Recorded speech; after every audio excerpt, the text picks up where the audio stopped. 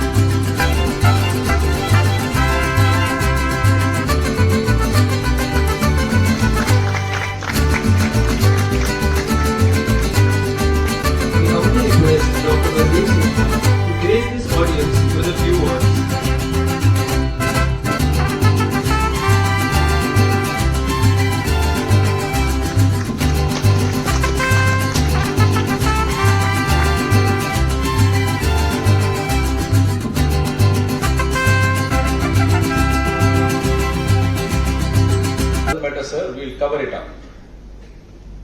Let me tell you, dear friends, a small thing like that immediately puts us on a very positive and an optimist note. You think of a solution, you think of something better, you just do not go on thinking about what has happened, but think of what you can do and what you can think ahead. Second thing, I liked one of the statements in that documentary, which very vividly and from the core of the heart, whosoever was narrating that, sochte raho, live with that idea, or at least get that idea, and someday it will fructify. For the youngsters, in fact, I just felt that I had a lot of advice. But then something very small I'll start with. The statement that you must have heard long back when you read the story of the thirsty crow. Necessity is the mother of invention. It still holds good today. It has never faded away. And then, of course, there are certain things which you should not take for granted. Do you really think that apples were not falling from the tree onto the ground before Newton realized it? They were happening earlier also. And now also there are so many things which are happening around us. The only thing is that we take them for granted. We never question why. The day we decide that you have to question everything, and then from logic you will be entering into a stage of intuition. Logic is what we have been taught. Today also I'll talk more about logic. Your teachers will talk about logic for innovations and startups and getting new ideas. The recipe is that you have to get bored. Nothing is before you. You are in some kind of intellectual isolation, and someday some ideas cross your mind. In fact, ideas keep crossing your mind almost every day, every time. The thing is, we don't harp onto them. We don't grab them. That's what I would like to tell you. The keynote speakers, I found when I saw the documentary, they're very big people, they're very successful people. But then I am a person who will go to the historic background. Did you, when you sat in the aeroplane, ever think who had made it possible? Did you ever give a word of gratitude to the Wright brothers who had given us this today? When you wear your clothes, do you ever remember the contribution of Elias Howe? Do you ever, when you sit in light, Think of the contributions of Alva Edison. There are a number of them. And then when you read about them, you will find that they were also, to start with, ordinary people with some extraordinary habits and thinking patterns. About Thomas Alva Edison, whatever I can remember, I'll put before you. He was a person who in school, even at the age of 6, when he went to the school, his teacher had given him the name of Mr. Y. Because he would ask why to everything, to the extent that his teacher got irritated. And the rest of the story we all know, that he was pushed out of the school. He would ask questions to even strangers. Such was his attitude. But his parents had supported him.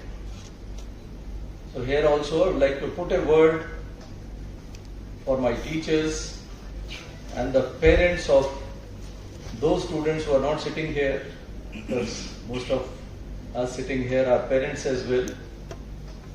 Both the parents of Thomas Edison supported him like anything. But then still, when he found that he did not have sufficient funds for his experiments, he used to sell newspapers in the train. We don't expect you to do that, but then that was his innovative mind. Amongst his experiments, when you read his history, you will be surprised that at a very young age of 6 to 7 years, he was fascinated by the fire. And he set his father's barn to fire. At the age of 6, can you beat it? And then he writes in his biography that he learned 2 things from this, whatever he could recall. And he barely escaped himself from there. He was barely saved. That's another part. He says, I learned 2 things. That fire is something that can burn, actually destroy. And second, the children should not play with it. That's what he writes. And amongst his next experiments were his fascination for flying. He said, he observed that the birds can fly. What makes them fly? And at his young and tender age, he observed that the birds could fly because they ate worms. So he took, with a lot of effort, worms, crushed them, added water to it, added sugar to it, and gave this potion to the servant girl in their house to drink. She was forced to drink. She drank it, but then he immediately realized that she started vomiting, and the experiment failed. That was his level of experimentation. And we know that even with 1001 innovations, he did not stop. In fact, I can go on and on to tell about his story till the end, when after his mother's death he discovered the diary of his mother and found that his teacher had written that yours is a child who is not fit for the school. He doesn't know. The teacher had written a very derogatory note, but the mother had explained to him that, well, she says, you are too intelligent for the school. So when you read about these people, you will find that to start with, they were ordinary people, but with some extraordinary habits. And the first habit which was common in them all was the tendency to question why. Some of them went on to win a lot of fortune as well, but not all of them were fortunate enough to get that fortune. They were only satisfied with fame.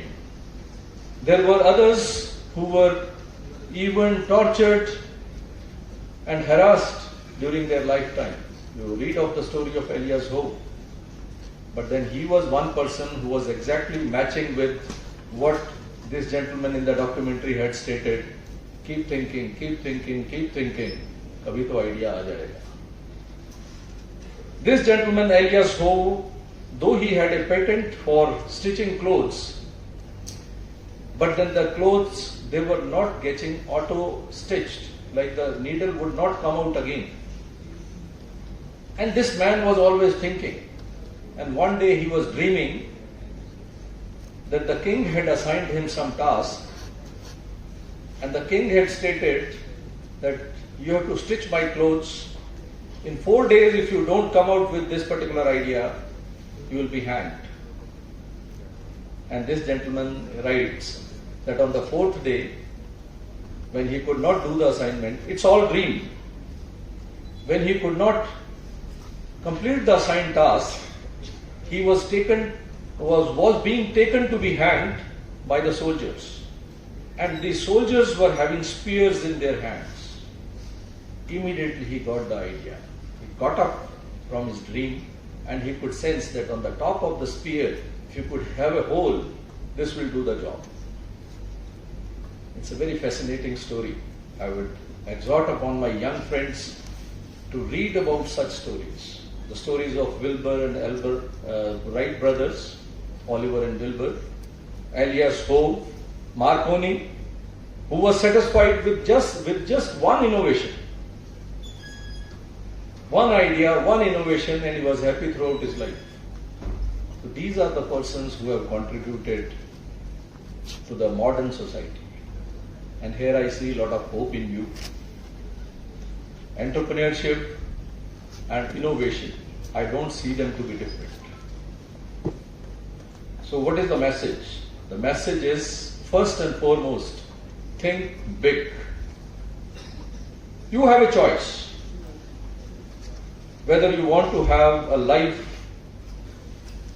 of scarcity, a life of just adequacy, or a life of abundance. The choice is yours.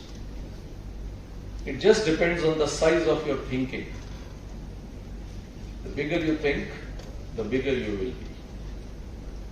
And second, of course, is you have to believe that you can do it. The day you decide that you can do it, and you strongly believe that you can do it, how it is to be done will fall in place in a matter of time.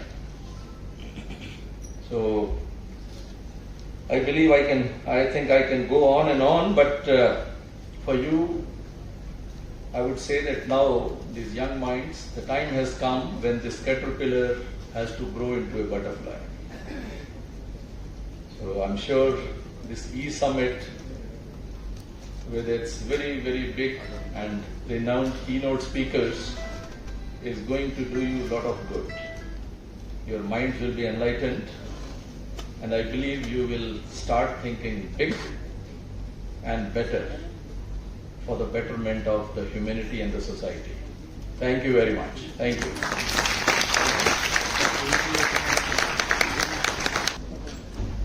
I take honor in introducing our first keynote speaker, Mr. Harit Mohan, founder and CEO of Signison Information Solutions LLP, and also the Vice President of TIE Chandigarh. And I request Sir to please humbly proceed to the stage and accept a token of appreciation from our side. Can we have a huge round of applause, everyone?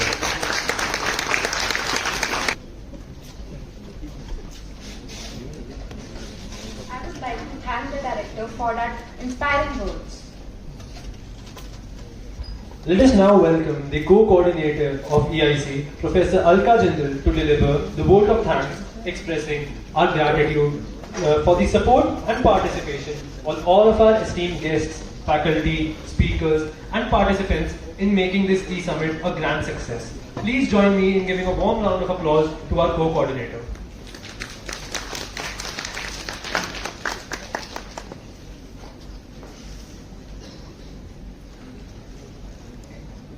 Very warm greetings to all the present here, worthy director Sir Harit Mohan ji and our co-coordinator Dr. Sandeep Lodkar ji, and HODs of various departments in my faculty and staff also present here, and the school children and the various people present from the vicinity. to make this e-summit a success, this particular thing. So I would like to begin this address by saying from the Winston Churchill, who said that success is not final, failure is not fatal, it is the courage to continue that counts. Okay. So it is indeed a great pleasure to speak at this particular platform where we have produced some successful entrepreneurs and brought this particular quote from words to reality. Okay. So the events like this e-summit will provide an opportunity for the students of various groups to gather and valuable insights and experience from the established entrepreneurs, which give them motivation and direction so that they can fulfill their dreams. So I extend my heartfelt gratitude to all the speakers and professionals who have dedicated their time, valuable time, to this e-summit. So a special thanks to all our students and the coordinators, volunteers who have worked day and night for making this and organizing this event a success to this. So I'll again lay my rest to my words and hope that all the struggles will bear fruit and will also be at the summit of success to you. Thank you.